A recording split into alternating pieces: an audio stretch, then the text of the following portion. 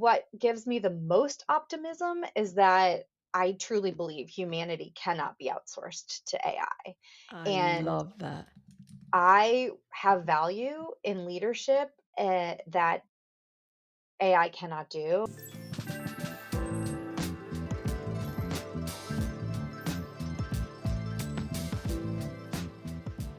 Hello, and welcome to the latest episode of Tech. I am your host, Carolina Milanesi, and today we're talking about AI and leadership, and particularly the intersection between the two. Where does AI stop and leadership begin?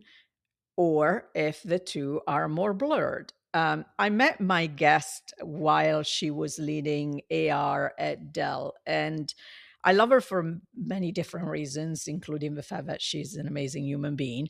But what I particularly appreciate when I have a technology discussion with her is that she's gone really full circle, trained as an engineer, then moved into leadership roles at large organizations, and now leading her own company. So have had this huge experience, and I'm sure spends a lot of time thinking about AI. What has also been kind of a common thread, if you like, in her career, um, is the focus that she's had in helping organization really understand the continuity and connection between technology, insights, human judgment, and leadership. And so today I want to really think about and talk with her about how are we managing AI and the addition to AI agents as part of our team members. Is this making it easier for leaders to manage people and make decisions? Is it making it harder? Where does empathy fits in when you are managing both humans and AI agents? And what we need to get ready for in 2026 and beyond as AI rolls out beyond just pilots and into full blown um, parts of the workflows and management in organizations. Please help me welcome Shannon Champion to our conversation. Hello, Carolina. I'm so happy to be. Hi. Thank you for finding time. I'm excited because you have started a new chapter in your career, which is a chapter that I initiated years ago, taking your own career in your own hands in more ways than one, as you set up your own company and you are now helping leaders really think about technology and humans and connecting all these dots that are becoming more and more complicated in some way thanks to AI, and easier in others still thanks to AI. I want to start with your journey because I think it's important for me, and I'm curious if you agree actually on this one. It's always important to see the journey of a leader because I think it makes you as a leader. And so I'm curious, as you think about your personal journey, what were, if you like, the milestones that got you to where you are today? Yeah, I think it's always fascinating to hear about other people's journey. So thank you for giving me a chance to share mine. As you mentioned, I was trained as a chemical engineer and started my career in IBM's microelectronics fabs in Burlington, Vermont as a process engineer. And when I realized it was freezing cold and humans actually shouldn't live in that climate, I moved to North Carolina and stayed with IBM and moved into their PC manufacturing division as a quality engineer. And that was super fun. I got to travel the world visiting our global manufacturing facilities. But the pivot point for me, the inflection point there was when I became part of the business conversations when we had a product quality issue. What do we do about that? How do we take the customer experience into account and also balance the needs of the business? And I found that to be way more interesting than the engineering piece itself. And so I went, got an MBA, moved into product marketing, and that's where I stayed for most of my career. As you mentioned, I've had marketing and leadership roles at Lenovo. I was there when they purchased IBM's PC division. I supported Cisco as in a channel partner role, and then the last decade or so at Dell Technologies, as you mentioned. The last year at Dell was especially exciting. You alluded to it. I was given the opportunity to stand up this global insights organization, which included analyst relations, which is where I had the opportunity to get to know you, which is amazing benefit of that role. But also bring together competitive intelligence with customer references in this more holistic insights function, at the same time as AI was really starting to heat up.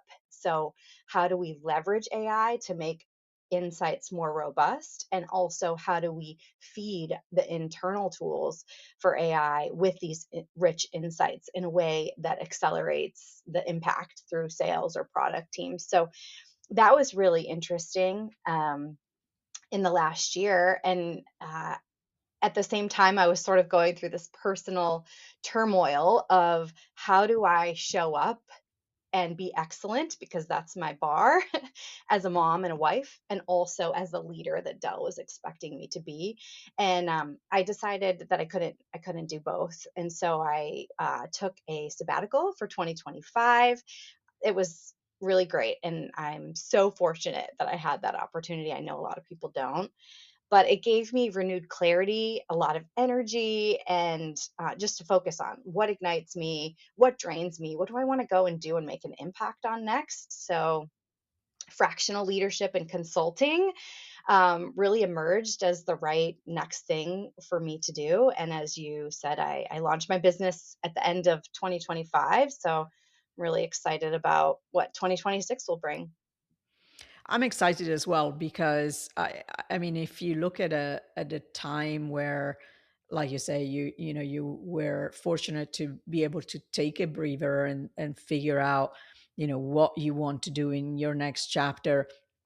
But what a time to be able to do that, right? There's so much change that is going to be coming with AI that I think everybody, even within an organization, taking pause. I published something yesterday on the back of a report that Microsoft published around AI adoption and how AI adoption is really hindered more about culture than not necessarily about technology. And I think that this is the core of our conversation today, right? When we're talking about leadership, AI can help, but maybe it doesn't, or it makes you think it's helping you, but it's leading you astray when it comes to leadership and empathy and connection to your human.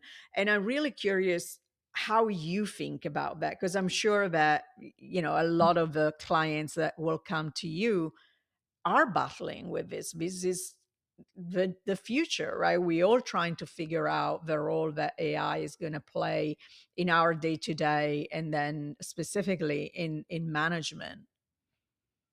Yeah, and I think the challenge and the opportunity both is that AI can do a lot of things really, really well. It can synthesize and optimize and execute and do all these things. So it's you can really get overwhelmed, I think, when you're in a leadership role, and in terms of how to leverage AI. And I do think that AI will help management get easier, but it will make leadership harder. And the reason for that is because AI can't replace the authentic human connection, the conversation that we're having right here. It doesn't have the lived experiences that are authentic, or the personal stories, or the human feelings that are needed for leadership. And I think to be a good leader, you need to bring meaning to our work. And I think that's something that AI just can't do. It doesn't have the empathy there to build trusting relationships, to, make sound trade-off decisions and bring the judgment to the work. And that's that's the hard part of leadership that AI can't do. And so we need to kind of find the balance between where do we lean in to AI as a management tool to help us get more productive, to kind of kickstart maybe creative ideas, but leave the human element, the um, thing that helps motivate teams to human leadership. I love the distinction that you make between management and leadership because I think sometimes people confuse those. And to me, maybe in a simplistic way, to me, management is the red tape, the paperwork, the kind of how, okay, I need to do the reviews at the end of the year, or whatever the case might be. And leadership is really about human connection, like you were saying, is about empowering your people, is about showing them where the company is going, is about transparency, is about drive, is about trust. All these things that, exactly to your point, AI cannot do because AI is not human. Right.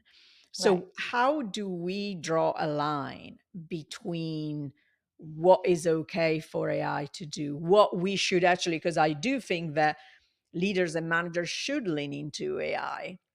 And, I said it before on this podcast that I am an optimist when it comes to AI, but done in an ethical way and certainly not uh, getting carried away and deciding, choosing to ignore what the downside could be. So, how do you tell your leaders that they need to balance this? How do you draw that line?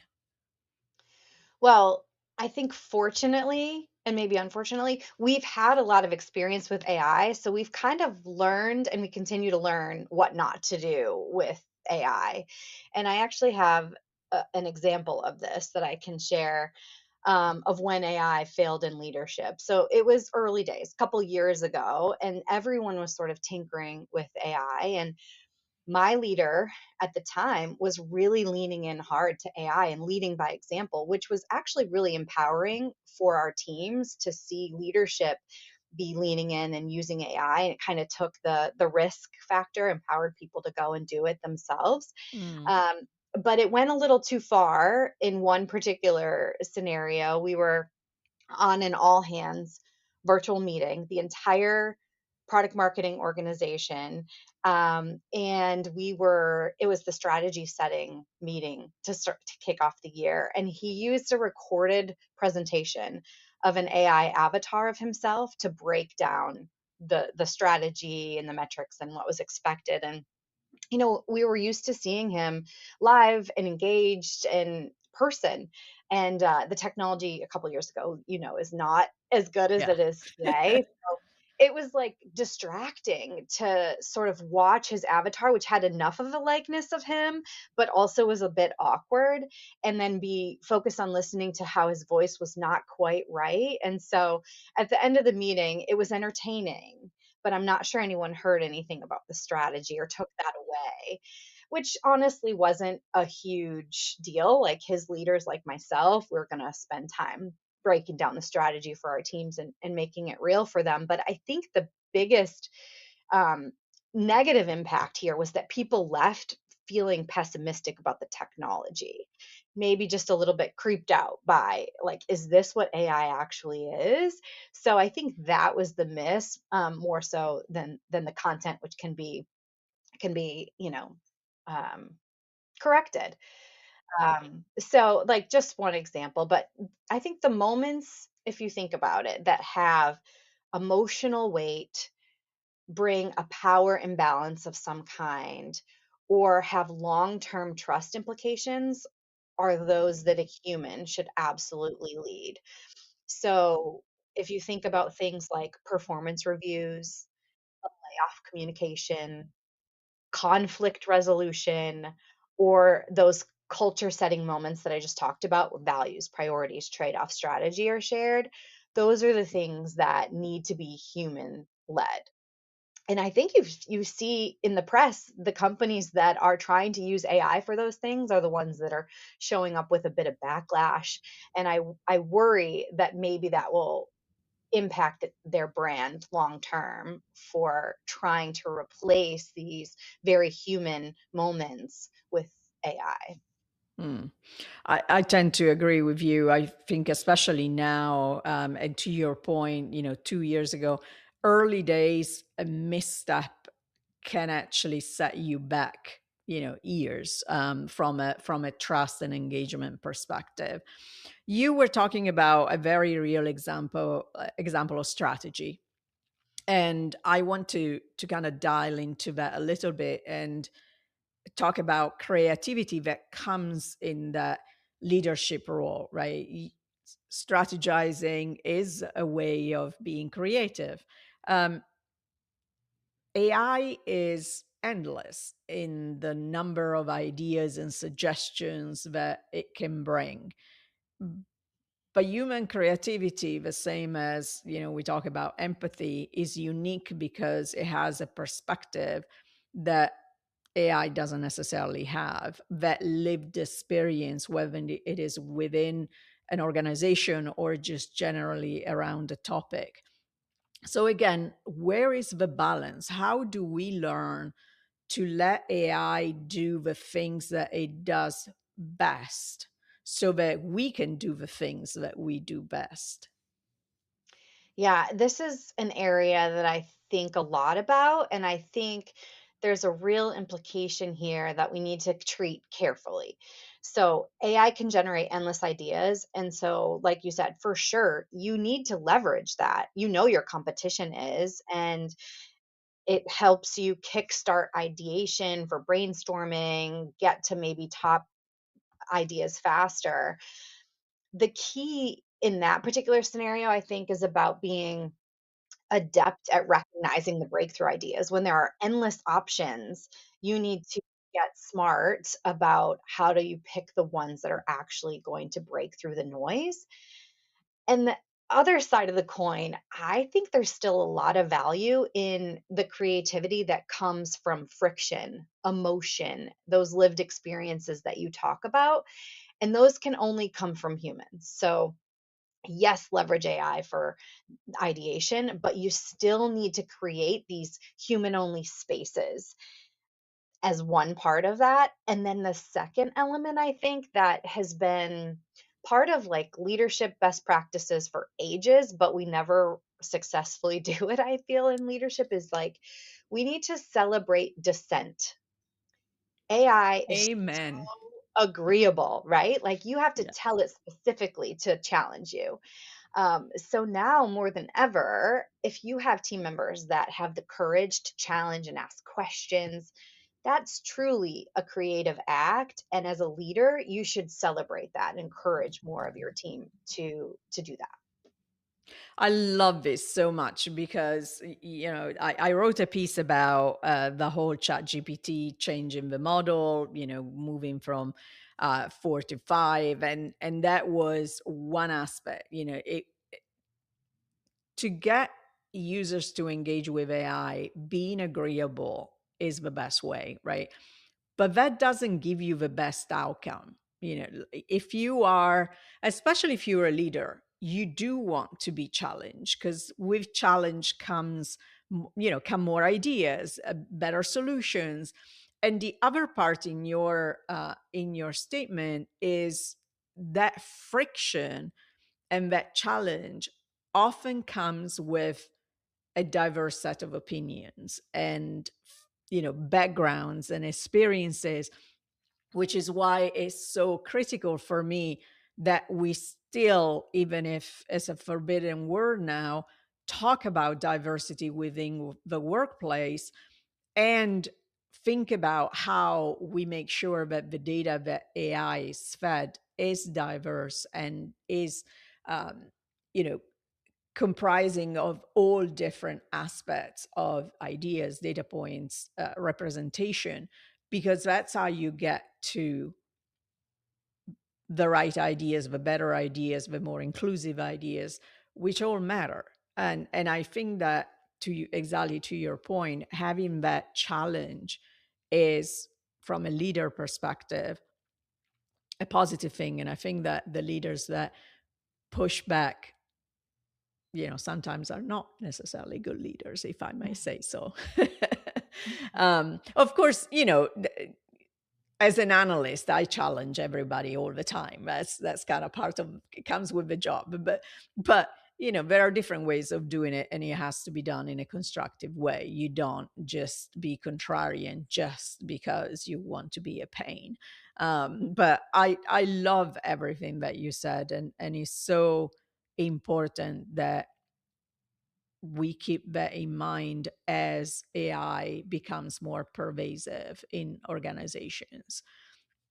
So, with all of this as a backdrop, and you're looking at 2026, where all the big AI companies are talking about really full blown deployments and taking over a lot of the day to day work. What are you telling your leaders that they should pay attention to in 2026? Because it's easy to get distracted. There's so much noise out there, right? What is really going to matter?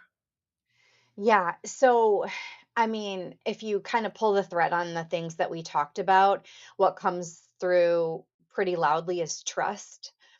As a leader, trust is going to be the gold standard for leadership, and, evaluated a bit less on output and performance and a bit more on those trust signals, on how are you showing up with empathy and clarity and consistency and presence, to balance where AI is bringing the productivity and the management element. So that's one. Another, I think, is human in the loop. It's been, part of a conversation for a while. It's kind of the minimum expectation now. It maybe even become regulated. Who knows? But we know that we need to do that because of organizational liabilities, and but more importantly, customers demand accountability and responsibility from a human. And, so just going fast and leveraging AI, without having the alignment across the organization too, that collaboration element creates unnecessary friction. So for all those reasons, a human in the loop is really important to influence, prioritize, make hard decisions, build strong teams. Um, and I think that's those are some of the big nuggets in terms of, what I believe is important to keep an eye on for leadership this year. And I think that especially with the human in the loop, we are talking about it oftentimes as a negative, because when I hear people mention it, they mention it as like an overseer of AI, as if AI is not ready. So if we think about it, and to me, this linked to talking about humans and talking about reskilling and upskilling puts a negative on the human versus a positive. So what you're saying is that the human in the loop is necessary because the human brings skills that AI doesn't have. A lot of the conversation that I hear are from a technology perspective, talking about how AI needs a human because AI is not self-sufficient yet. And so the human is an overseer of AI, but really more from a technology point of view. And I think that the same with upskilling and reskilling, we're talking about human beings fitting around AI and not being enough.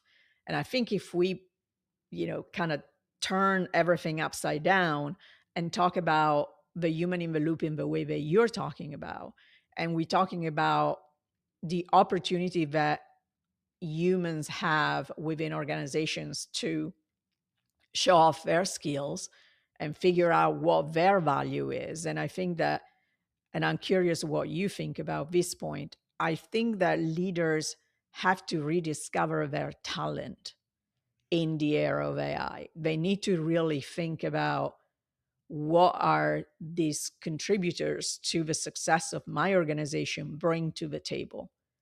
Do you think about it that way as well?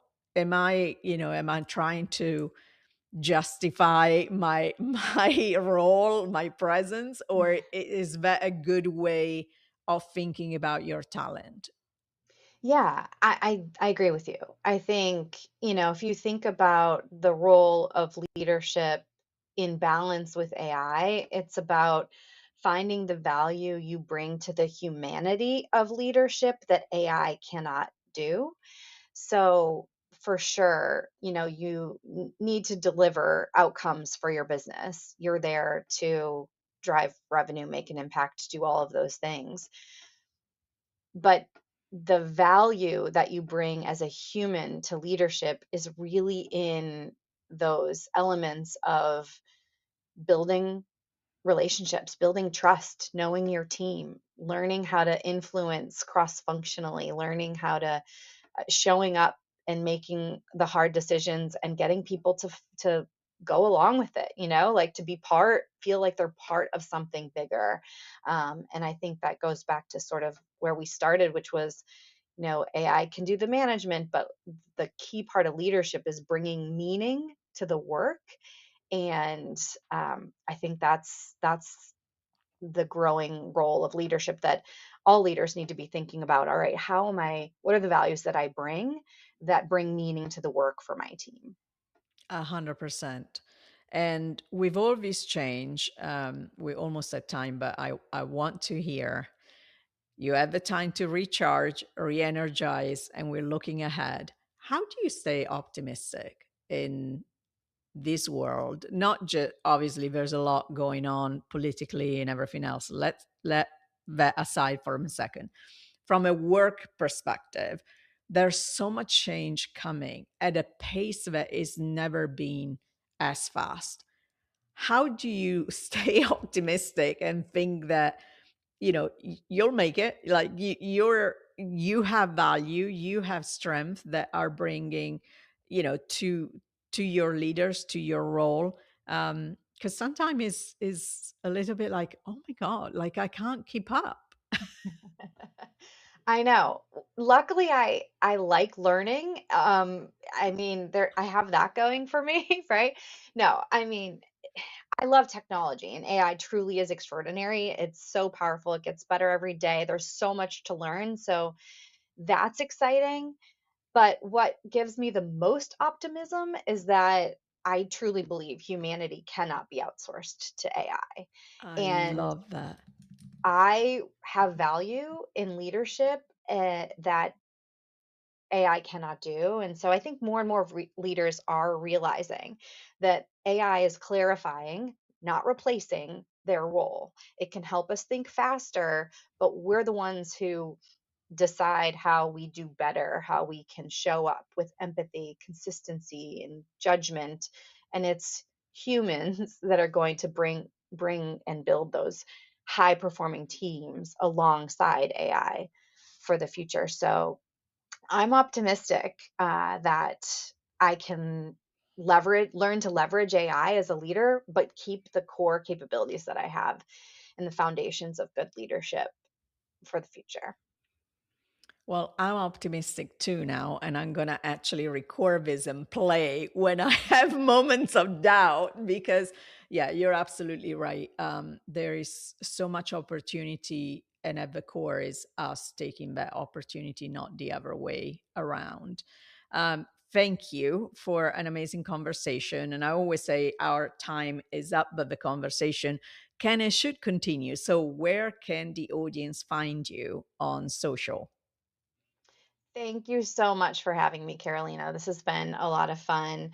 I'm really thrilled to dive back in, build my business, make an impact. People can connect with me via my website, which is www.championmarketing.llc, leveraging my name a little bit here, or on LinkedIn. Thank you so much. And we'll put all of this in our notes as well so people can easily find you. All the best for 2026. I'm excited to see where you're going to build and who you're going to help be better leaders. Thank you so much.